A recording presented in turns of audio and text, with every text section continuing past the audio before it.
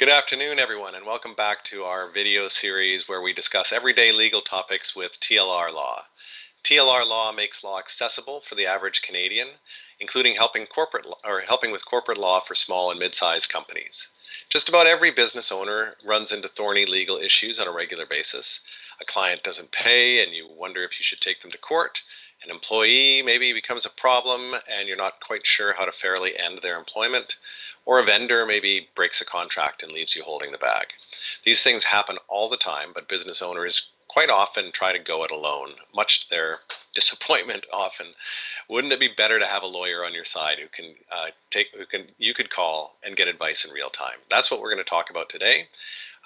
TLR Law is offering a brand new Chief Legal Officer service, which is not only affordable, but also brings plenty of added value for your company. My name is Adam Dooley, and I'm your co-host here, along with Philippe Richer, principal lawyer and owner of TLR Law. Hi, Philippe. How are you? Hi, Adam. We need to change that. I'm co-owner now of TLR Law. My spouse has recently joined me, so. Oh, that's fantastic news. Yeah, it is, and she'll be mad if she hears this, that we're still portraying it as a sole-ownered company. Co-owner it is. Thanks for correcting me. So let's start with why your firm decided to offer a chief legal officer service as sort of a lawyer on retainer on a regular basis. What were you seeing with your commercial clients that prompted you to do this? Well, what's happening is that we get called. So clients end up calling us when the problem has arisen. And when a problem has already arisen, the damage has already been done, and then our job is to do our best to mitigate that damage. I found it frustrating because of a lot of these problems are the same kind of problems, as you mentioned in your intro, related to employees, for example, or not reading a contract properly when they're getting into it. And then they afterwards they'd come to us and they'd say, I've got this problem, please fix it. And of course, we can't fix those things. All we can do is help navigate through them. And really, they're all avoidable. So I got frustrated by that, and I'm trying to figure out a way that we could offer a service that we could address that problem. That makes total sense. Why don't you talk about a little bit about how you can help maybe with the big picture and strategic planning first? Because I think that's an overlooked part of legal advice for a lot of small companies. You know, in my experience, the best companies, the ones that are the most successful, the ones that are growing and profitable, they always have great legal advice backing them up. Right. So I come back to this Charlie Munger saying about, the best way to grow and do well is to not be stupid. And there's a lot of things that business owners can do to not be stupid. Business owners typically know their business well, but they don't always know how to run a business, just the legal side of things, the human resource side of things. And in those areas, there's a lot of work that can be done upfront that is not a tremendous, or that isn't a huge burden, that can really help them not be stupid. What you're doing is you're eliminating these landmines that exist, these potential problems that exist in your problem. You address them head on and you eliminate them at the front so that you can stay focused on your business in the long term. So from a strategic planning point of view, if you're going to be sitting down every year and looking at your upcoming year and making plans in terms of what you should do in order to grow the business, you should also be considering what you can do to preserve the business or prevent the business from blowing up, if you want to think of it another way. So there's two ways to think about strategic planning. There's where you're going and where you don't want to go. And there's a lot of times where you can fix the where I don't want to go by just turning your mind to it and spending a little bit of time up front talking about it and planning for that. The employee contracts are probably the perfect example of that. I have an article on my website about employers' biggest mistake. It is by far the most popular article on my website. People read it all the time, and it's kind of the iceberg, the peak of the iceberg. There's all kinds of other problems that exist underneath that. the level of the water, that include things like privacy policy. And privacy is going to become more and more of an issue. We've seen the European Union enact some more significant privacy laws. The Canadian government is considering doing that. If you are not on top of your privacy policy now, that's something that you should start thinking about seriously in the future, because that privacy laws are going to have more and more teeth, and they're going to be more and more of a problem for companies, even small companies. There's anti-spam laws that prevent companies, that require companies to do a bunch of work there, and there are some significant fines related to that. So those are just a couple of examples of areas that you can address in your strategic planning to prevent yourself from blowing up, or as Charlie Munger loves to say, or as rather I love to quote Charlie Munger, to be not stupid. Yeah, makes total sense.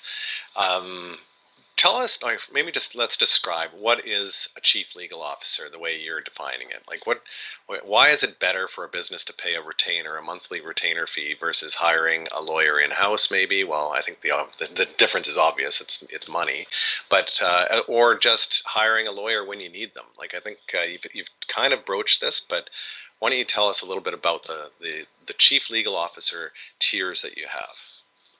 Right. So I mean, the tiers that we're offering are really based on the size of the company. We offer, different pricing for different sizes of company, and the reason behind that is a larger company will have more legal needs than a smaller company. So that's how we justify it. There's several ways of looking at getting legal services. You can pay as you go, which is currently the system, how most companies work. You need a lawyer, you pick up the phone, you call the lawyer, and you receive a bill for it. There is the option that you said, where you hire somebody on staff, so you have a fixed cost. You have a lawyer on staff that can do most of the legwork and give you all of that pertinent information up front. And if they don't have the information they need, they know exactly where to go find it, and then they can retain lawyers on a very specific basis for very specific needs. But you have to be fairly big company in order to be able to afford the salary of a lawyer on staff, right? Most small businesses, like our businesses, I still consider myself a small business. We wouldn't be able to afford to have a legal officer on staff for that purpose.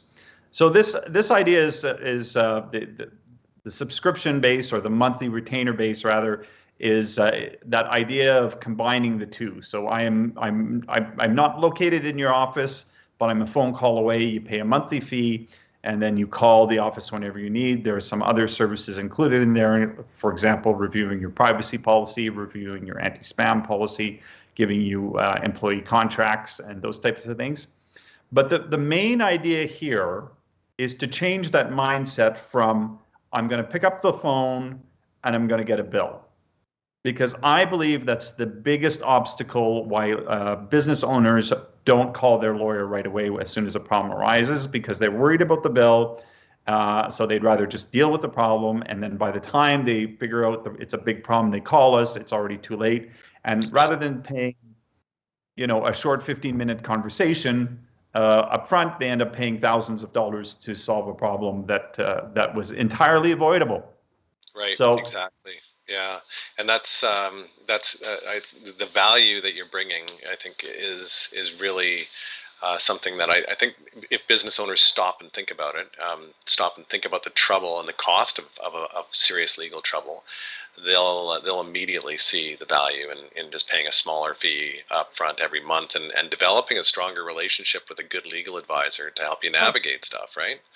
Right, because if your mindset is, I don't want to phone the lawyer because I don't want to get a bill, and then you don't phone the lawyer and you end up dealing with all these problems, a lot of the times, or often enough, something bad won't necessarily happen and you'll get away with it. Yeah. So you don't develop that habit or that relationship or that comfort in calling the lawyer. If you're paying a monthly fee, you're going to say, well, I want my money out of this. So every time I have a problem that I think is remotely related to the law, well, I'm paying for it. I might as well give them a call right now. So you give us a call, whether it's me or somebody on our staff, because we have several lawyers.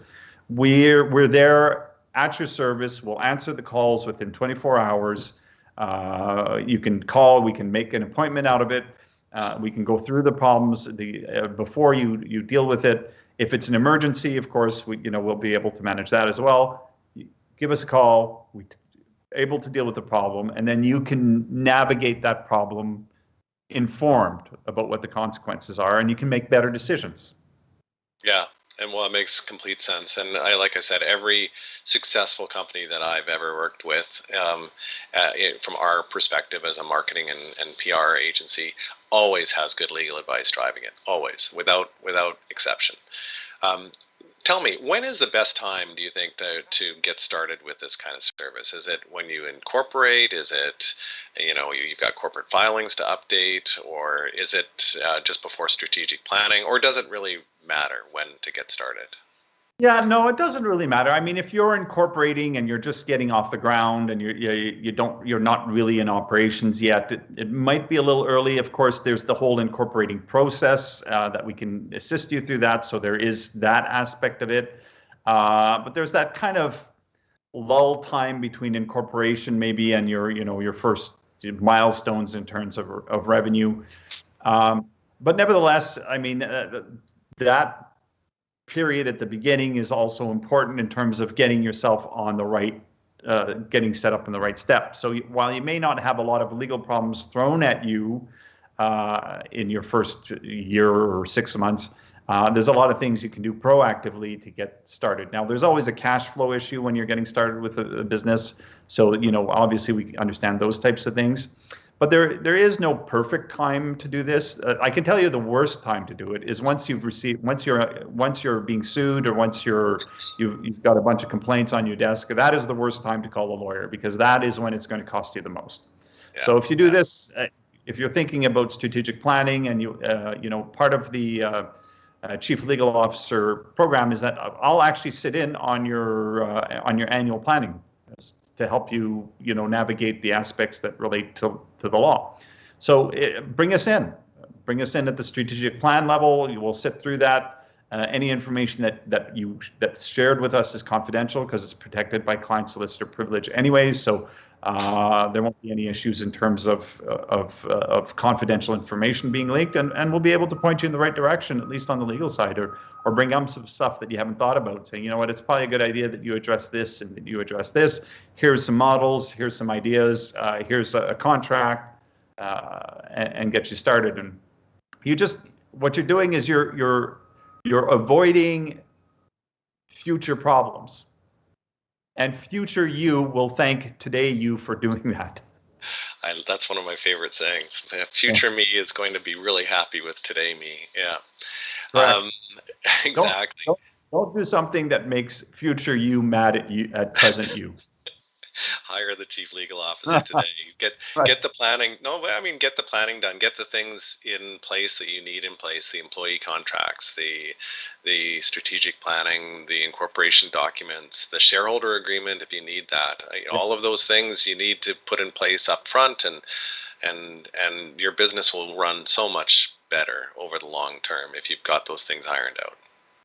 Because we all know in business, anyone who runs a business, whether it's a law firm or a PR firm or a marketing firm or a widget making firm or a trailer firm, it doesn't matter. You have so many other problems that are thrown at you on a daily basis in your own business that the last thing you need is to start dealing with problems that are outside of your wheelhouse that were avoidable. There's a ton of work you upfront for a fraction of the cost. Let's just talk about another really common scenario where I think this service could be really helpful, and that's about non-payment or slow payment. Sometimes you really do need that lawyer to write a lawyer's letter, right, to shake someone up or whatever the case is. How can this service help companies with slow or deadbeat receivables? Right. So, that's a problem for all companies, including companies like my own, a law firm. We do have clients sometimes that don't pay their bills. A very effective way and think about it. You're hiring a lawyer and you don't pay the lawyer's bill. You shouldn't be surprised to get a nasty lawyer's letter in return of that. So it's effective for my own company. When people don't pay our bills, we write demand letters and send them out. And we usually find that by the time the demand letter goes out, and I don't have the percentage, but at least there is a percentage of people that end up paying. So we do end up going to small claims when we've exhausted all of our other options, but very few clients actually end up in small claims. So we call those demand letters. Those are the nasty letters, the strongly worded letters. They are very effective in getting people to take some kind of action. It won't always end up the way as a perfect solution, but it is a really effective tool in getting people moving. So this is part of the Chief Legal Officer service that we provide. All you need to do is give us a list of your deadbeat clients or the ones who aren't paying, and we'll send them a letter. Yeah, deadbeat's my word. It's but you do get frustrated, don't you, as a business owner? You provided good service or products, and you're not paid. It's really frustrating.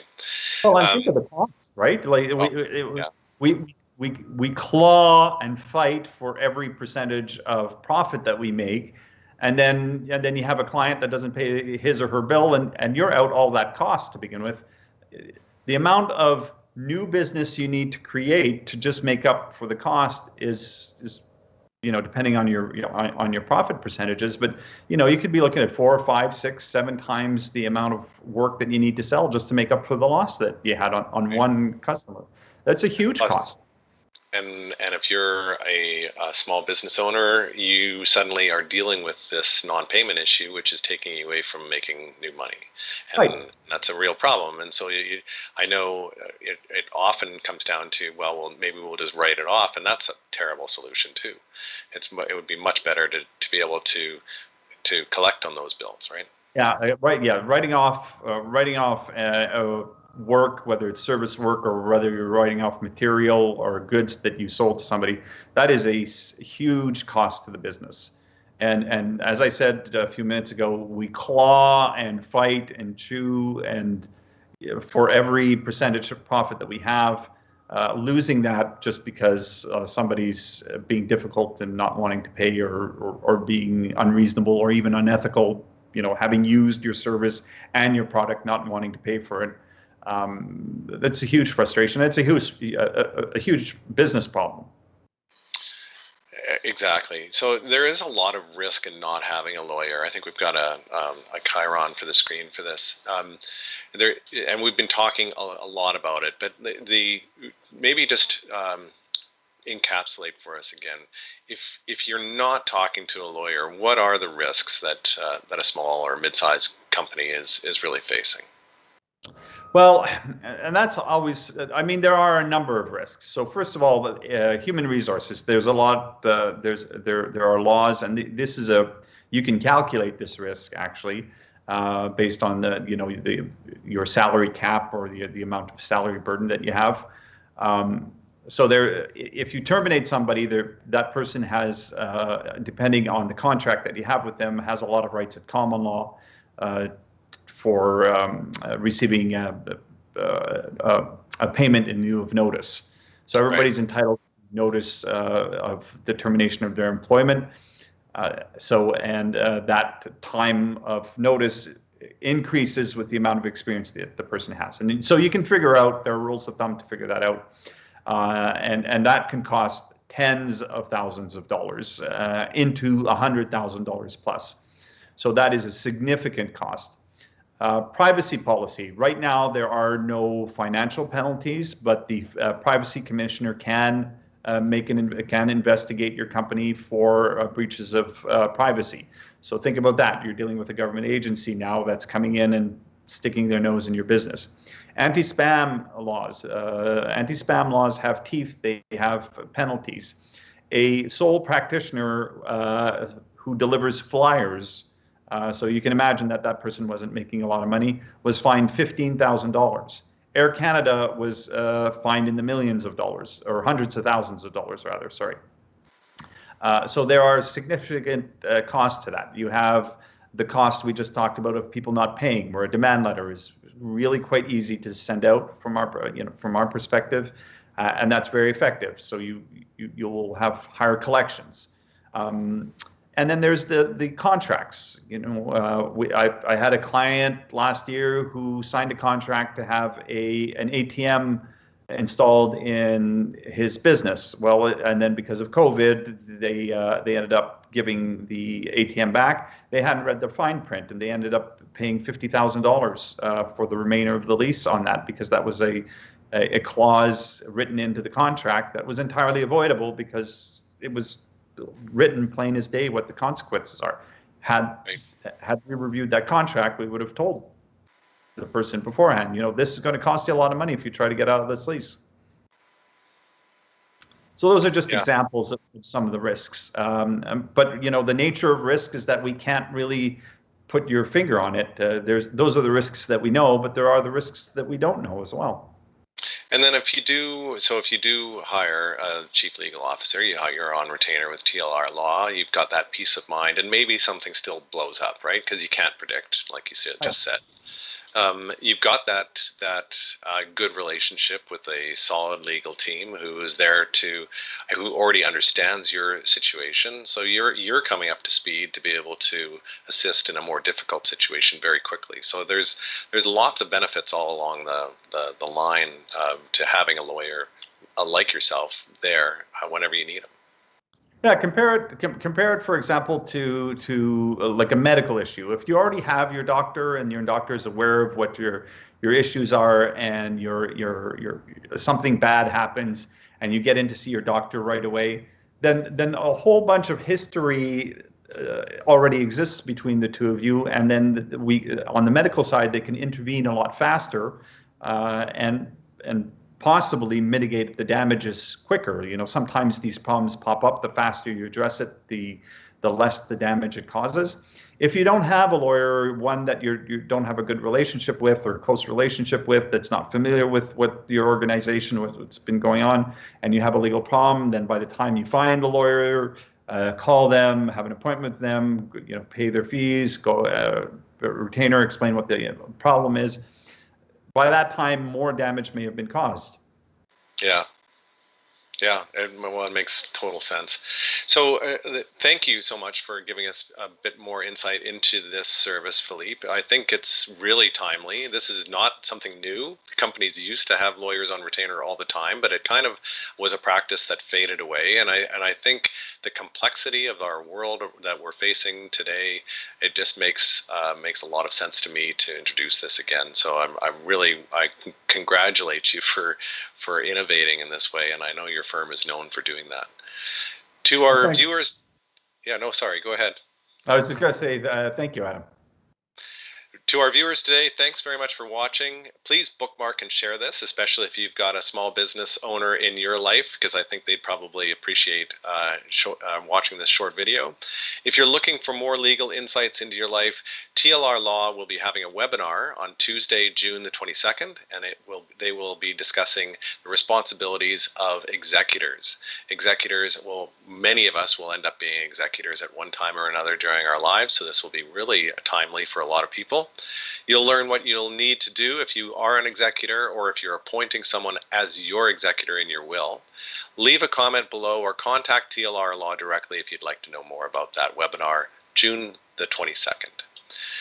Please like and share this live stream, and like our Facebook and Instagram accounts. Just look for TLR Law on either platform. If you haven't already, we'd love to see you there. And I just want to close by reminding people that TLR has been growing. It has 3 locations in the city of Winnipeg now, including at the foot of the Provencher Bridge in St. Boniface, on Pembina Highway at Markham Road, and also on Sargent at Wall. Visit TLR Law's website at tlrlaw.ca, where you can subscribe to Philippe's very witty and timely newsletter and read blog posts like the one he mentioned. That's it for today. Thanks again, Philippe, and we'll see you next time.